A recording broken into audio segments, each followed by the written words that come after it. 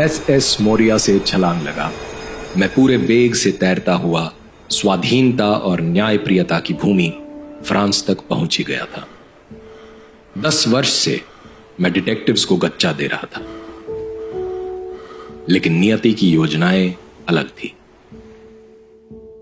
मैं विनायक दामोदर सावरकर। इतिहासकारों ने मुझ पर हिंदुत्व की समराग्नि प्रसारित करने के अलावा कायर होने के आरोप लगाए हैं। विविध क्रांतिकारी गतिविधियों में लिप्त होने के दोष में 25 वर्ष का एक, ठीक उसके बाद 25 वर्ष का दूसरा, कुल जमा 50 वर्ष कारावास मुझे काले पानी में दिया गया। कदाचित अंग्रेज भी पुनर्जन्म में विश्वास करने लगे थे। अंडमान ले जाने से पूर्व मुझे ठाणे जेल में रखा गया। उसी जेल में लॉर्ड मिंटो के काफिले पर बमकांड के संबंध में मेरा 17 वर्षीय अनुज नारायण राव भी कैद था। और अंग्रेज अधिकारियों ने हमें मिलने नहीं दिया, यह जानते हुए कि यह हमारी अंतिम भेंट हो सकती थी। शायद अंडमान में आजीवन कारावास झेल रहे मेरे क्रांतिकारी अग्रज बाबा राव से मैं मिल पाऊं। काले पानी से 1000 में 10 कैदी भी वापस जीवित नहीं लौटते थे। हमें अपनी अंतिम यात्रा पर जाते हुए बहुत लोग देख रहे थे। मेरी शव यात्रा सफल हो जाती यदि उनमें से एक भी कह देता कि जाओ भ्राता जाओ, तुम्हारी प्रतिज्ञा मैं पूरी करूंगा। मातृभूमि को दासत्व से मुक्त करने की प्रतिज्ञा, 16 वर्ष की आयु में ली गई प्रतिज्ञा, जिसे पूरा करने के लिए मैंने तिलभंडेश्वर की गलियों में आधुनिक भारत की पहली सीक्रेट सोसाइटी बनाई, मित्र मेला, जो आगे चलकर अभिनव भारत में रूपांतरित हुई। बैरिस्टर की उच्च शिक्षा प्राप्त करने के लिए 1906 में मैं इंग्लैंड पहुंचा और मेरा मुख्य मंतव्य था अभिनव भारत के लिए सामरिक सहयोग प्राप्त करना। अंग्रेज घाघ कूटनीतिज्ञ थे। पैसिव रेजिस्टेंस करके उनसे छिटपुट रियायत ही प्राप्त की जा सकती थी, स्वराज्य कभी नहीं। मैं ये धारणा प्रचलित करना चाहता था कि जैसे मजीनी ने इटली को सशक्त क्रांति कर स्वतंत्र एवं संगठित किया, वैसे करना भारत में भी संभव है। 1857 में इस दिशा में पहला प्रयास किया जा चुका था। वो कोई आम बगावत नहीं थी, अपितु स्वराज और स्वधर्म के लिए लड़ा गया पहला युद्ध था। सार्वजनिक स्मृति में 1857 की क्रांति को अपने वास्तविक रूप में स्थापित करने के लिए मैंने the Indian war of independence of 1857 पुस्तक लिखी। राजद्रोह के भय से कोई भारतीय प्रकाशक छापने को तैयार न था और हमने जर्मनी में प्रकाशक खोज निकाले। हमारे संगठन के नेटवर्क की प्रभावकारिता बढ़ रही थी। हमने तुर्की के क्रांतिकारी मुस्तफा कमाल अतातुर्क से साक्षात्कार किया। वास्तविक युद्ध अनुभव प्राप्त करने के लिए हमारे संगठन के लोग मोरक्को में स्पेनिश उपनिवेश के विरुद्ध रिफ जनजाति के सशक्त विद्रोह में शामिल हुए।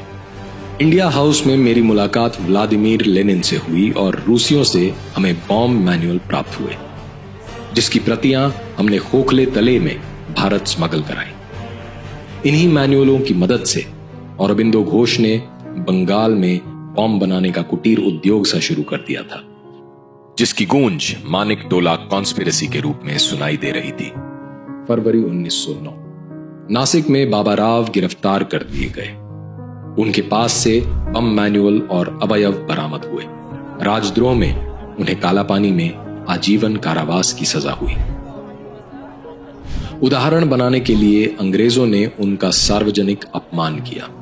पहले अपने शिशु पुत्रों को, अब पति को खो देने वाली मेरी येसु भाभी ने जैसे उस राजपूत कन्या सा अग्निव्रत धारण कर लिया था। मैं सांत्वना के अलावा उन्हें और क्या ही दे सकता था।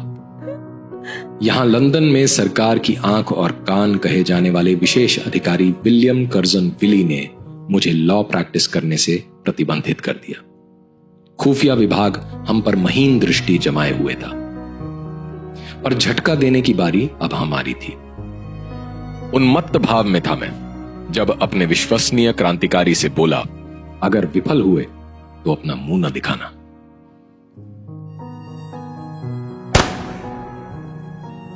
30 जून 1909 रात 8 बजे, जहांगीर हॉल। कर्जन विली को गोली मार दी गई, पॉइंट ब्लैंक। वो विश्वसनीय क्रांतिकारी कोई और नहीं, मदन लाल ढींगरा था। अब कहने वाले ये कहते हैं कि मैंने ढींगरा को अपनी अंधी निष्ठा में सम्मोहित कर लिया।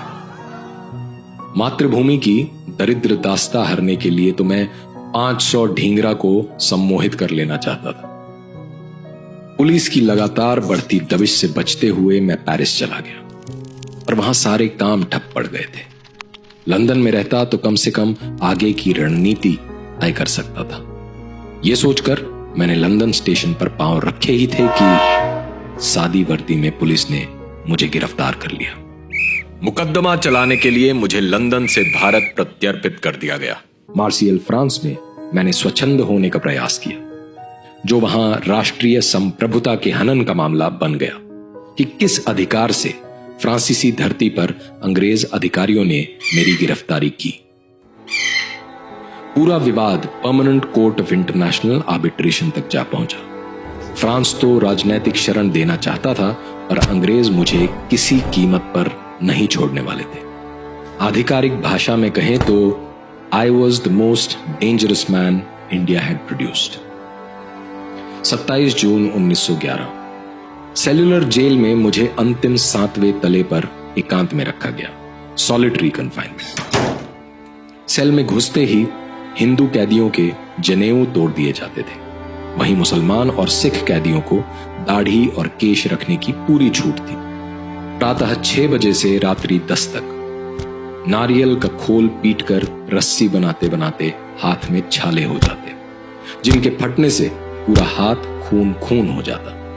इसी बीच भोजन मिलता, कच्चे पक्के चावल का घोल दाल या सब्जी के साथ, जिसमें सर्प कीट के अंग मिलना असामान्य न था। कुछ समय बाद मुझे कोल्हू में बेच दिया गया। आत्मा सुखा देने वाली धूप में, धूल भूसे में सने, पसीने से लथपथ अर्धनग्न शरीर को ढोता हुआ मैं दिन ब दिन, महीने दर महीने चलता रहा, अकेला। गतिमंद होना मतलब पठान जमादार के लात घूसों को आमंत्रण। कभी कोई मानव दिखता भी तो कर्ण कटु रुदन करते हुए फांसी को अंगीकार करता हुआ कैदी। चित्त शांत करने के लिए मैं पतंजलि योग सूत्रों का जाप करता। बेड़ियों में जकड़े रहकर रोज थोड़ा थोड़ा मरने की क्या उपयोग था। स्वच्छंद हुए तो आंदोलन फिर से खड़ा कर लेंगे। 1911 में सज रहे दिल्ली दरबार में सुगबुगाहट थी कि सरकार सद्भावना दिखाते हुए राजनीतिक कैदियों को रिहा कर सकती है। आधिकारिक प्रोटोकॉल के तहत मैंने भी पिटीशन दायर कर दी। सिर्फ मेरी ही पिटीशन का जवाब आया, रिजेक्टेड। विभत्स यातना से बचने के लिए कई राजनीतिक कैदी सरकारी गवाह या जासूस बन गए थे और कईयों ने आत्मघात कर लिया। हाथ में छाले होते हुए कोल्हू चलाने की तीक्ष्ण पीड़ा से इंदुभूषण ने स्वयं को मुक्त कर लिया। वो कोई आम अपराधी नहीं, बल्कि मानिक टोला बमकांड का उत्कृष्ट क्रांतिकारी था। मृत्यु से द्वंद्व में अगर जीवित रहने की इच्छा विजयी भी हो जाए तो खुद को पागल होने से रोकना दूसरी बड़ी चुनौती थी। बम बनाने में उस्ताद उलास्कर दत्ता की चीखें पूरे जेल में गूंज रही थी। उसने अपनी मुक्ति के मार्ग का सृजन करना चाहा, और भाग्य से जमादार ने उसे देख लिया और उलास्कर मेंटल हॉस्पिटल भेज दिया गया। मानसिक संतुलन बनाए रखने के लिए मैं कविता रचकर उन्हें अपनी स्मृतियों में सजोने लगा। यदा कदा मेरी बातचीत राज कैदियों से हुई। वे वीर तो थे, पर उनको अपने सांस्कृतिक पहचान और अंतर्राष्ट्रीय मुद्दों की समझ बहुत कम थी। कुछ वार्डर की मदद से मैं गुपचुप तरीके से क्लास लेने लगा। कांटों से कलम बनी और दीवारें बनी स्लेट। मैं जिस डिवीजन में रहता वहां की दीवारें राजनीतिक चिंतन, शास्त्र दर्शन आदि से भर देता, ताकि आने वाले कैदियों का पाठ जारी रहे। जेल के अधिकतम जमादार और वार्डर पठान थे। काफिर कैदियों को पागल कर देने वाली यातना देना उनके लिए रोमांचकारी खेल था। बचने का एकमात्र उपाय था गौमांस खाकर इस्लाम कबूल करना। अगर वो कैदी वापस हिंदू होना चाहे तो अन्य उदासीन हिंदू कैदी उसका बहिष्कार कर देते। मैं सभ्यतागत दृष्टि से सोचता कि एक भी हिंदू का कम होना मतलब शत्रु संख्या बल की वृद्धि। इनकी आने वाली पीढ़ियां काफिरों से कट्टर घृणा में अपने हिंदू पुरखों को भूल जाएंगी। इसीलिए जेल में ही तुलसी दल खिलाकर और गीता श्लोक पढ़कर मैंने उनकी शुद्धि क्रिया शुरू की। इस सक्रियता का दुष्परिणाम मेरे खाने में विष मिलाया गया और बाबा राव की चौकसी से मैं बच गया। फिर बाबा राव के सर पर प्रहार हुए। उन्होंने भारी रक्तपात झेला। जेल में हमने कई हड़तालें की और दंड झेले और मैं सैद्धांतिक रूप से आमरण अनशन के विरुद्ध था। इस प्रकार से निर्बल, असहाय, पराजित होकर मरने से बेहतर है शत्रु को मारकर मरना। लगभग 1914 से बदलाव की हवा चली।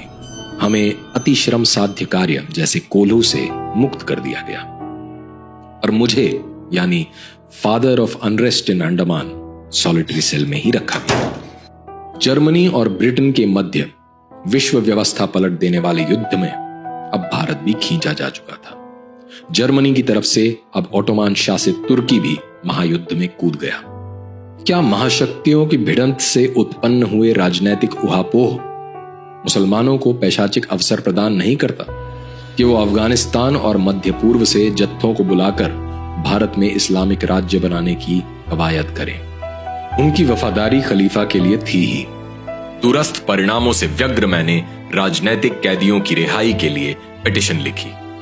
खबर थी कि जर्मन मदद से मेरे पुराने क्रांतिकारी साथी अंडमान पर बमबारी कर मुझे छुड़ाना चाहते थे। सेलुलर जेल की किलेबंदी कर मुझे कड़ी निगरानी में रखा जाने लगा। मेरे अग्रज बाबा राव बेड़ियों का भार ढोते हुए कठिन श्रम करते करते बस 44 किलो के रह गए थे। उन्हें टीबी भी हो गया था। डायरिया भी अनवरत चल रहा था। मुझे कुछ पचता ही नहीं था तो मैं बस पानी के साथ चावल खाता। विष्ठा में रक्त आने लगा था। वजन बस 48 किलो का रह गया था। एक के बाद एक व्याधि मुझ पर आक्रमण कर रही थी। मलेरिया होने से नस नस शिथिल हो गई थी। लगा जैसे कि मृत्यु निकल चुकी है मेरे देह का नैवेद्य लेने के लिए। मैं एक प्रशिक्षित बैरिस्टर था। पिटीशन लिखना मेरे लिए स्वाभाविक था। बरिन घोष, हेमचंद्र दास, सचेंद्रनाथ सान्याल जैसे क्रांतिकारियों की पिटीशन स्वीकार कर उन्हें मुक्त तो किया ही गया था। 1921 बाबा राव और मुझे भारत की जेलों में स्थानांतरित करने का निर्णय लिया गया, केवल इसलिए कि सेलुलर जेल को बंद करने का प्रस्ताव अंग्रेजी सरकार के विचाराधीन था। 10 साल पहले कालापानी में कैदियों को शिक्षित करने का छोटा सा प्रयास नालंदा बिहार का रूप ले चुका था। जेल में साक्षरता 80% हो गई थी। वहां व्यापारियों ने मेरे कहने पर बालिका विद्यालय खोला जहां हिंदी और शास्त्रों की शिक्षा अनिवार्य रखी गई। विदा लेते हुए मैंने उन्हें अंडमान में परिवार स्थिर करके हिंदू धर्म का प्रसार करने के लिए उत्प्रेरित किया। तत्पश्चात हमें भारतीय जेल में रवाना कर दिया गया। यरवदा जेल में गांधीवादी मिले जो हिंदू मुस्लिम एकता को बनाए रखने के लिए किसी सुदूर खलीफा की पैरवी कर रहे थे। असहयोग खिलाफत आंदोलन ने राष्ट्र को शक्तिहीन बना दिया, जिसका मूल्य मोपला के हिंदुओं को अपनी अस्मिता देकर चुकाना पड़ा। इतिहास साक्षी है कि मां के पहले दूध से ही मुसलमानों की निष्ठा उम्मा के प्रति होती है। रत्नागिरी जेल भी अपवाद न था। वहां भी मुसलमान वार्डन यातना देकर धर्मांतरण कर रहे थे और मैंने पुनः शुद्धि क्रिया शुरू की। खीजे मुसलमानों ने हिंदुओं पर आकस्मिक हमला कर जेल में दंगे करने का प्रयास किया। बदले में संगठित हिंदुओं ने उन्हें विधिवत चोटें दी। संगठित हिंदू ये शब्द सुनकर ही गांधीवादियों की भ्रिकुटी तन जाती थी। चर्चा के दौरान मैंने सामाजिक ऐतिहासिक तथ्य और तर्क देकर कई गांधीवादियों को दिवास्वप्न से जगा दिया कि संगठित हिंदू समाज ही अपनी पुण्य भू, पितृभू, मातृभू की रक्षा कर सकते हैं। साबरमती जेल में बंद बाबा राव का अंत समय निकट जान पड़ता था। सरकार उन्हें कैद में नहीं मरने देना चाहती थी। सितंबर 1922 को उन्हें रिहा कर दिया गया। 13 वर्ष के बाद। रत्नागिरी की काल कोठरी में बंद मैं सप्त सिंधु और सिंधु सागर मध्य स्थित भूमि के वैदिक, आर्य समाजी, खालसा, लिंगायत आदि मत पंथ की एकल सभ्यतागत पहचान पर चिंतन लिपिबद्ध करने लगा। भारत के सहस्त्र वर्षों के समाज इतिहास का सार संग्रह, हिंदुत्व